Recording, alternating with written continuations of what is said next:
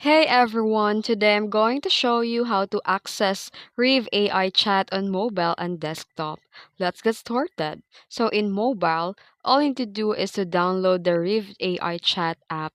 Just search in Google www.reveaichat and it's available in google.com. Use the app to manage conversation, view visitor profiles, take calls, support via live chat or AI bot.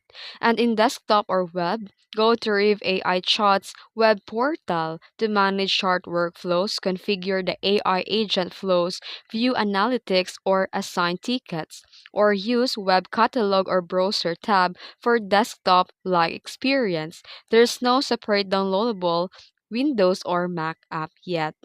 And why use a RevChat AI? It handles customer inquiries seamlessly via live chat, AI bot, voice or video calls, and co-browsing. It also connects with users across multiple channels like websites, Facebook, WhatsApp, Instagram, Telegram, Viber, and more. And also it automates complex workflows with LLM-powered AI agents trained using bulk facts and branded language. And that's it. If you found this video helpful, don't forget to like and subscribe for more tutorials. Thanks for watching.